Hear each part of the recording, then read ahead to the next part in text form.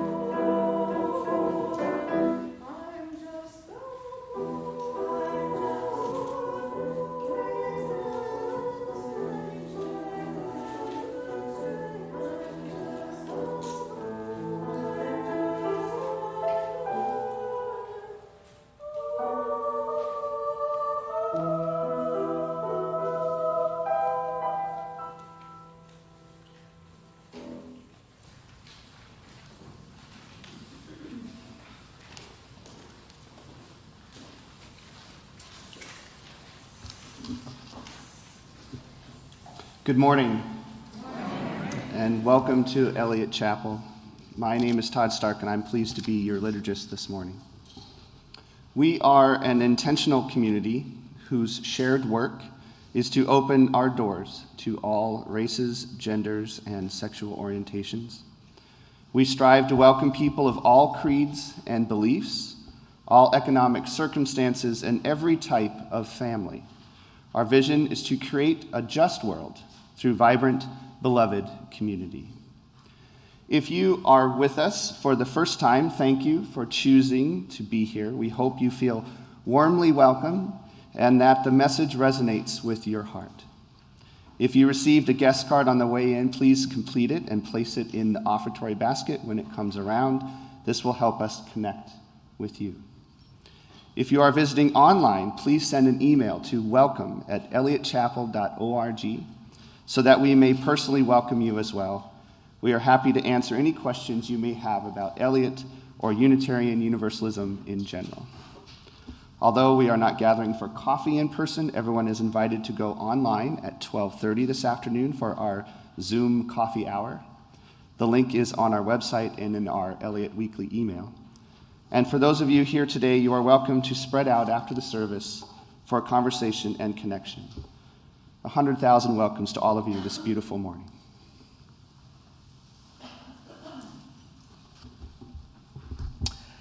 I add my own welcome, whether you are here in person or you're joining us on live stream.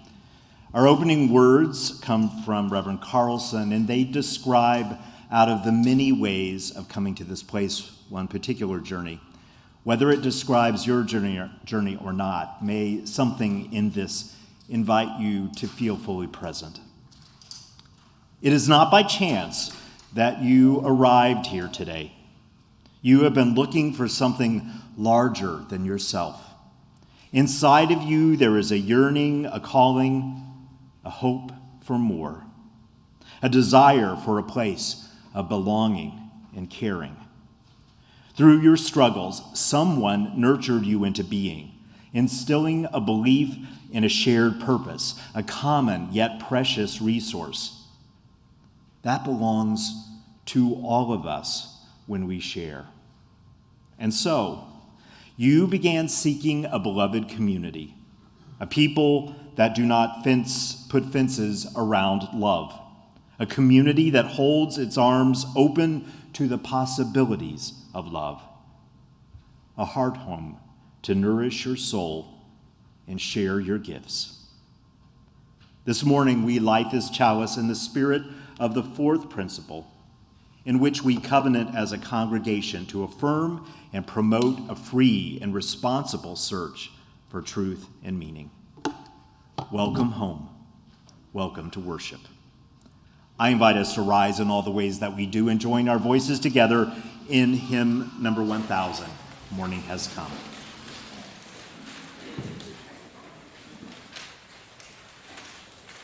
Oh,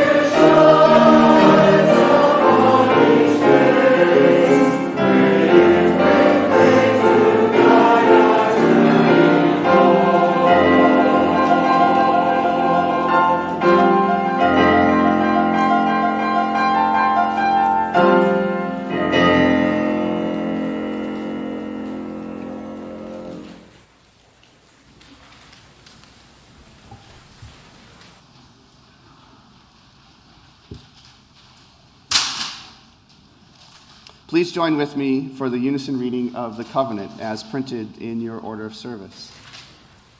As a free congregation, we promise to one another our mutual trust and support.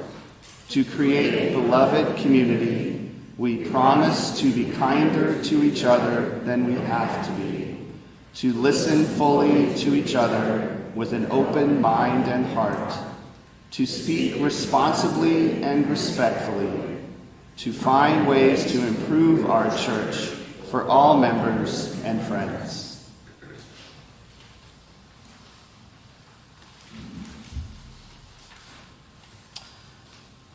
So in the Western prayer tradition, there are actually two very strong strands, and one of them doesn't get much airtime in our consciousness. Most of us, when we hear the word prayer, think of what's called the cataphatic tradition, which means a series of images or thoughts that we address to whomever we address it to. But there's a whole other major style of prayer that's called the apophatic tradition that basically is prayer rooted in quiet and listening and being open before the mystery of life. So for a few moments, I will invite us to experience the more apophatic form of that meditative prayer together. You may have your own contemplative practice already, and I invite you in these next few minutes to use that if you find that more conducive. But I will invite all of you in some way to find a comfortable and balanced way to sit in the chair that you are in now so that you feel grounded and yet open, able to hold that position without being distracted.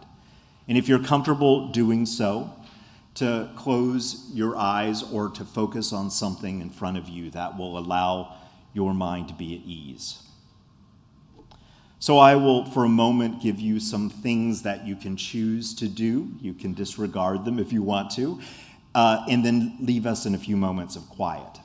And then out of that quiet, we will begin to move into 1009, a meditation on breathing, and sing that for a few moments together. But first, let's focus on our breathing. From this open and grounded stance, for just a moment, become more aware of your breath, just as it is now. Breathing in and out naturally. And from that awareness, take a more intentional and deeper breath. Breathing in, and then just release it. And a second breath, this time breathing all the way to the very seat that is connected to the chair.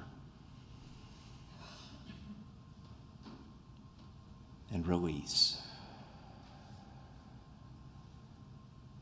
And a third breath, but this time, as you're breathing in deeply, notice where you feel the breath most powerfully.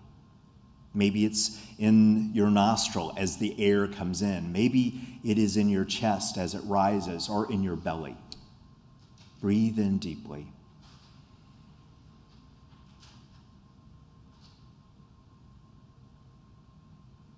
And release. For a couple of minutes of quiet, I invite you to just let your mind be.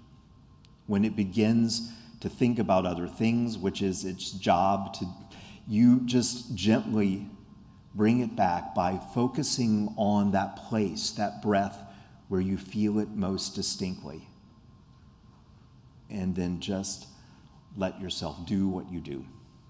For a couple of moments, may we be quiet together with our breath as a place of centering.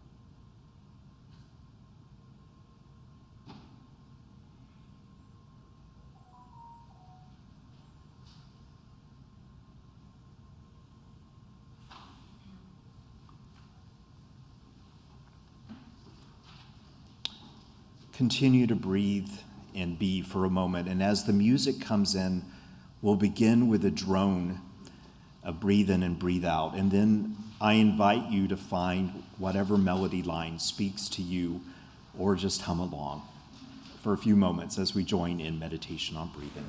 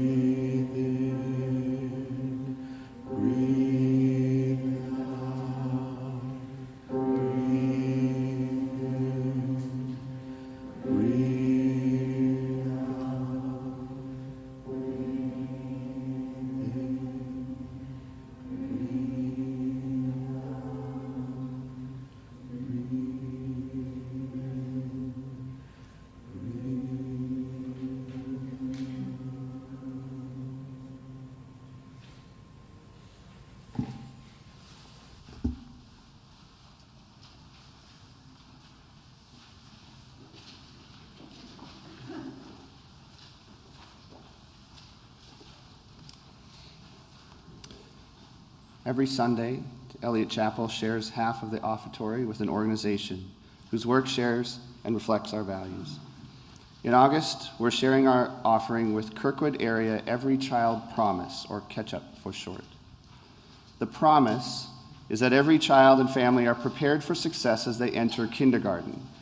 Ketchup helps families connect to resources that meet their basic needs, provide clothing and supply closet for young children, and coordinates with Kirkcare, Parents as Teachers, Kirkwood Public Library, and Kirkwood School District to provide holistic support for families. Eliot has long supported Ketchup and are proud to do so again this year. If you are worshiping in person, you may place cash or check in the basket or use your smartphone to scan the QR code on your order of service. If you are joining us online, please go to our website and click the Giving tab and choose Shared Plate. Let us be good and generous neighbors.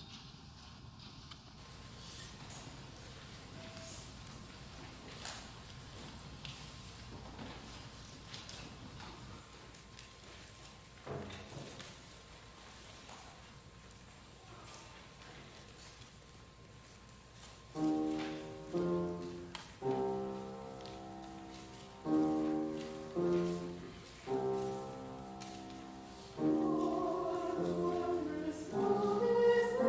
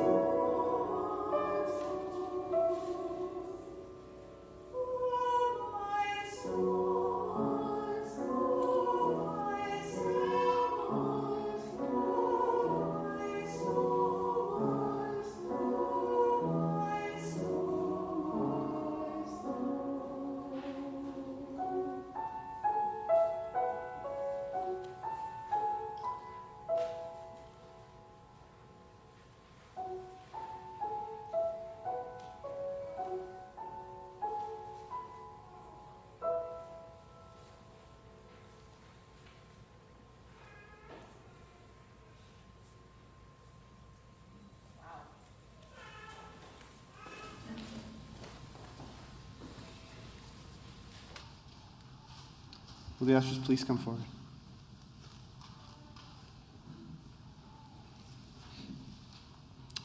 Please join with me in the unison dedication of these gifts. To the work of the church, which is weaving a tapestry of love and action, we dedicate our lives and these our offerings. Our reading this morning is by Parker Palmer. Integrity requires that I discern what is integral to my selfhood, what fits and what does not, and that I choose life-giving ways to relating to the forces that converge within me. By choosing integrity, I become more whole, but wholeness does not mean perfection. It means becoming more real by acknowledging the whole of who I am.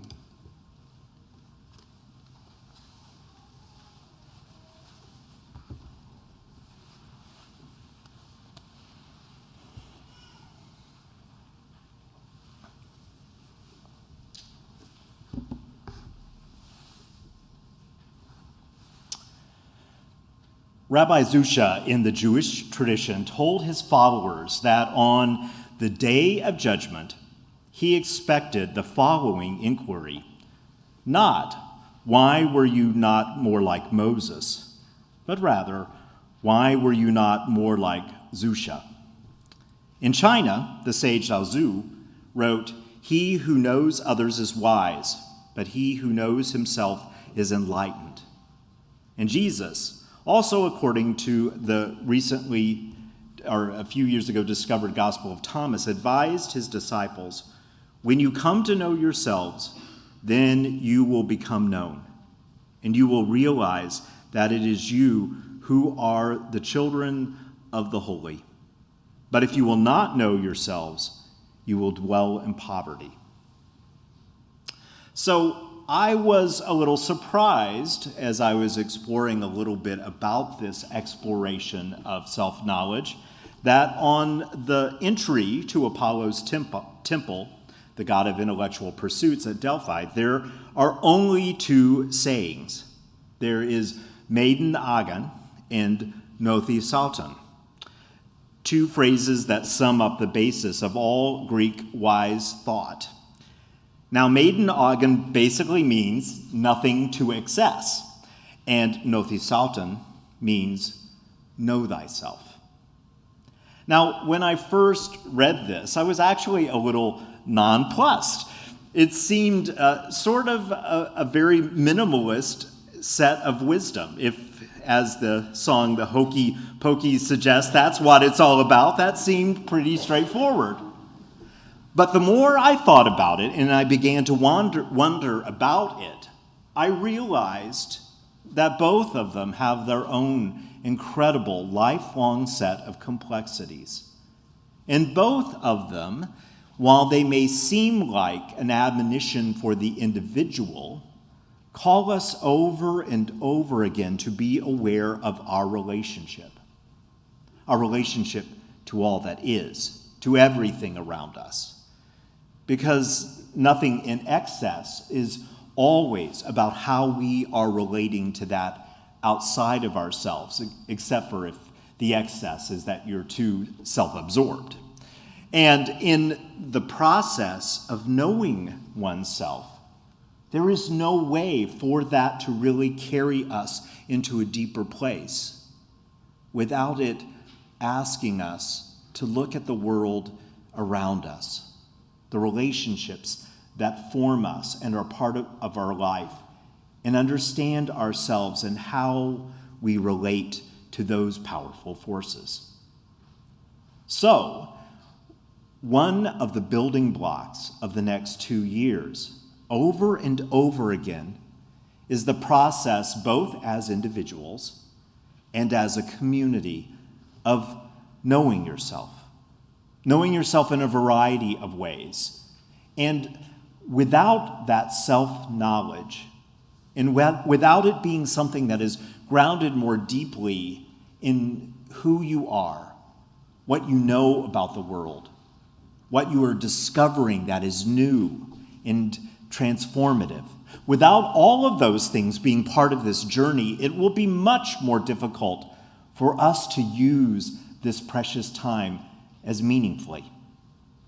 And for that matter, most of our life really is about moving more deeply into that knowledge of self, especially as we continue to grow and learn through the powerful lessons of life and see what it is that life is asking us in this moment, and this moment, and this one.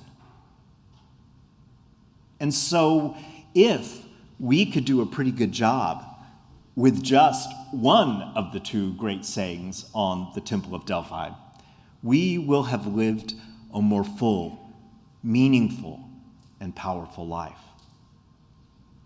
Now, the thing is, this is something that we have believed in strongly as Unitarian Universalists. So much of our own theological stance is rooted in the power of the human being, the potential of what an individual can do, but also in the interplay between the individual and the community, the interdependent web of existence. And so when we think about that fourth principle that I read, one of the 7 principles that have guided us as Unitarian Universalists, arguably throughout our existence, there is a phrase within it that can get lost, but really points to the essence. Remember that the fourth principle is a free and responsible search for truth and meaning. But without the free and responsible part, our search for truth and meaning is incomplete. What do I mean by that? Well, think about most of our journeys into Unitarian Universalism. Paige Getty, who's a Unitarian Universalist minister, talks about how when she found Unitarianism as a young woman, she was so excited by the ability to choose to believe what she believed deeply. And she told her grandmother about her excitement about this. And her grandmother was a member of the Christian Church Disciples of Christ, which is also a very free-form Christian tradition. And her grandmother was sort of like, well, isn't that what everyone actually does? They decide for themselves what they really believe. But the thing that Paige first grabbed onto was, but this allows me to believe anything I want, which for most of us at first feels like what is most incredibly powerful about Unitarian Universalism is the expansiveness of it. And we do find ourselves wanting to say, I can believe anything I want or nothing at all. And to a certain extent, people sometimes will believe whatever they want or nothing at all. But she remembers that over the years, she realized that that was only part of our story. Yes, there is freedom, but our forebears believed that that freedom had to be exercised with great responsibility, with great courage. And she remembered that many of our forebears not only risked their lives, but lost their lives because of the choices that they made, of the freedom to be truly themselves. Even today, every day, there are people whose lives are lost because they are only willing to live courageously what is true for themselves, and society is not willing to accept that. So she remembered that also at the heart of who we are is that our choices matter deeply. And if they matter deeply, then there is profound responsibility in that as well. What we choose to live will impact not only our own lives, but the lives of every person in the reverberations of life around us. And so as we explore in the coming months what it is that is really true in your own life, what it is that is really true within the life of this congregation, we are both having the freedom to step outside of some of the old patterns and see what life is saying to us right now, which is incredibly powerful. But we are always called into the truth of that interdependence as well. That we must also be responsible in knowing that part of what it means to be a full human being, part of what it really means to be a people of faith, is to know how much our choices matter to the world itself. And so that ongoing exploration makes it especially important, that fourth principle. As a matter of fact, and I didn't know this until I started doing research about this, when we were beginning to revamp our principles and purposes in the 1980s into the document that we understand now, originally, the fourth principle was actually the first principle. And the original wording of it was to strengthen one another in a free and disciplined search for truth as the foundation of our religious fellowship.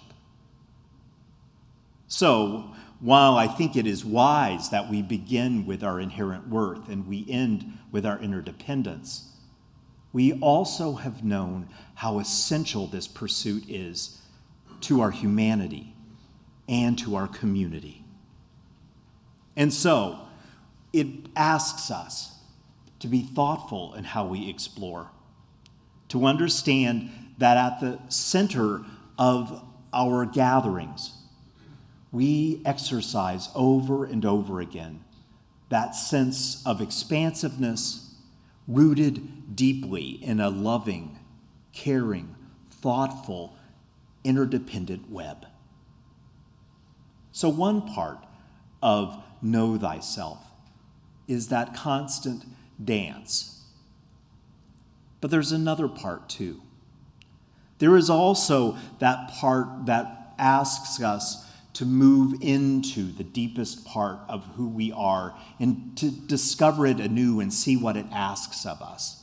It does not release us from that interdependence, but it really calls us to sink more deeply into the power of our own lives and how it asks us to show up again and again in our day-to-day existence. It is something like the powerful words that our own Sauton wrote as she was exploring in her own life. I briefly referred to Sauton as one of the folks who explored last week love in a particular way. Love through the power of the written word to explore how love makes itself manifest in the world. And in her own journey to understand herself in the midst of this world, one of her most famous poems is Now I Become Myself. And she wrote, "Now I become myself. It's taken time, many years and places, and I've been dissolved and shaken and worn other people's faces." All of us on our life journey are rediscovering who we are. And it is rarely an easy task. Often it is in the midst of great struggle or a particularly difficult day that we find ourselves thinking again with new depth about who we are and why we know that. One of the greatest gifts that I received in my ministry was that for many years I worked part-time as a hospice chaplain. And I primarily worked in the 1980s in Texas with people with AIDS, and which was a very dynamic time in the world and a very dynamic ministry. But sometimes the other chaplains who were serving other people were not available, and so we would cover for each other. And one day I went to visit a mother and daughter that were living together, and the daughter was taking care of the mother, who was in final stages of cancer. And I had never met them before, and I was very young. I was in my middle 20s. And so I walked in with these strangers, and honestly, I am not the most socially adept person in the world. So I was trying to think of how to start a conversation as a chaplain with total strangers in this sort of intense way. And so I said, well, tell me what's really important for the two of you right now. And there was this long, long, deadly silence at the table. And the mother just got up and left the room. And I thought, well, there we have it. I've already ruined this visit with my opening question. But the daughter kind of looked at me and she got up and followed her. And I just didn't want to sit there at the table, so I did the same thing. And the mother walked into her bedroom and she opened the drawer of her bedside table and she pulled out an object. She pulled out a baseball. And I thought, oh my God, she's a baseball fanatic. We're really in trouble now if I'm supposed to lead a pastoral conversation about that. But then I noticed that the daughter had this very, very interesting look on her face. And she said, just very quietly, "Is that the ball?" And her mother just gently nodded. And I stood there for a few moments wondering what would happen next. And the daughter said, "So here's the story. When I was a little girl, a few years after my mother divorced, and we were exploring that life of mother and daughter, I went to school and it was the beginning of our baseball unit. And we got out, I was the last person to be chosen for the teams. And when we were in the outfield, in the middle of the game, a ball was hit, a pop fly, and it came towards me, and I absolutely froze. And it hit the ground about 3 feet from me, and all of the women, the girls around me, were screaming at me and yelling at me to grab the ball and throw it. And when I finally did, I picked it up and I threw it, and it went about 3 feet in front of me and hit the ground again. And I came home, and I just sunk into my bed and sobbed for an hour straight. I never wanted to go to school again. It just felt like I was so worthless, which now sounds silly, but it totally felt that way at the moment.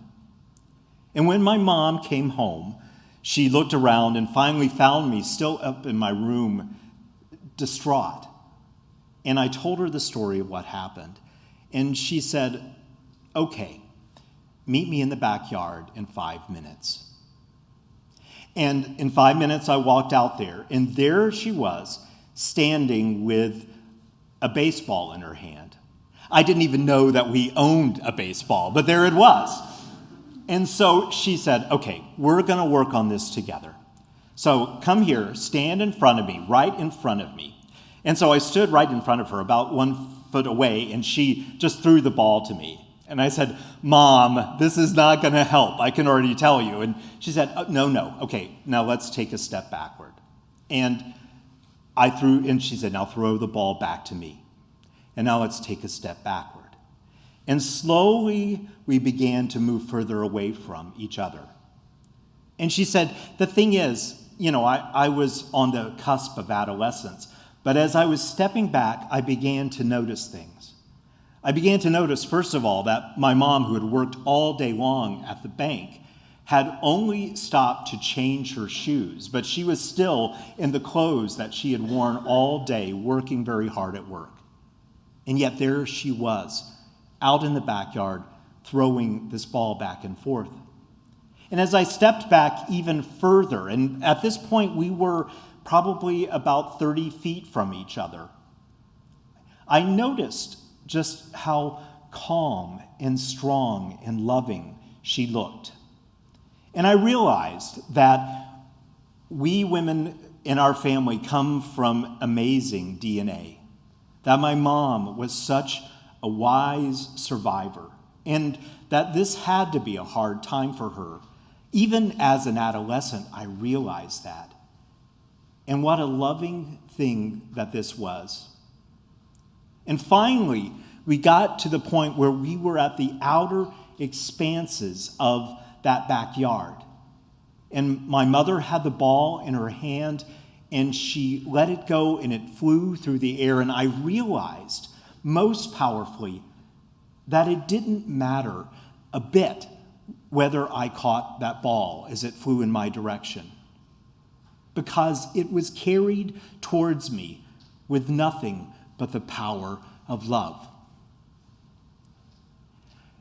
As I thought about that for years afterwards, any time that I was wondering whether I was worthwhile, who I really was, I realized that I came from incredibly good stuff, and that I was always held by a love from my family that would not go away, and that my worth wasn't based on whether other people understood how wonderful I was.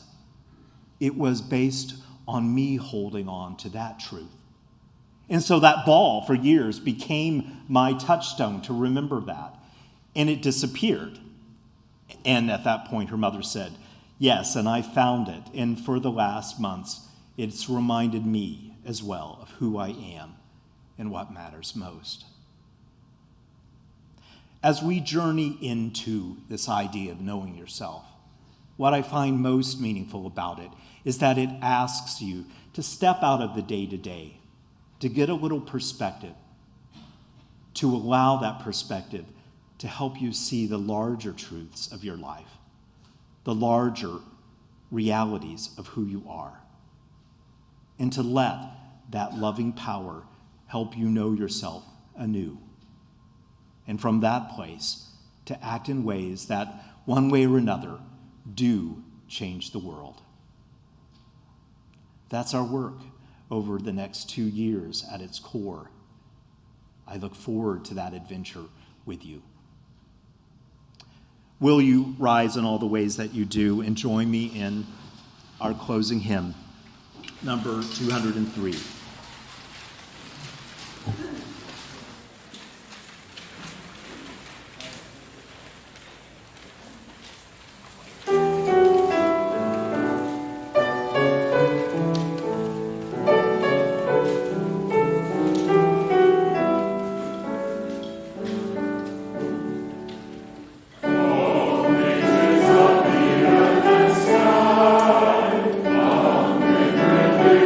Voices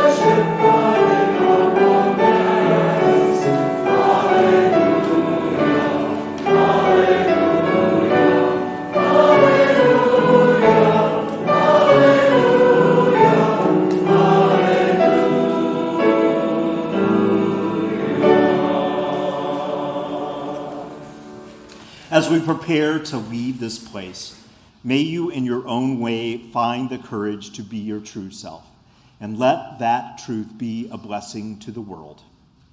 We extinguish this chalice, but not the light of great wisdom from wherever it comes, not the warmth of human love and community, not the fire of our commitment to live our true life. These will remain until we gather in this place as a community again. I invite you to take a seat and receive one more gift of music.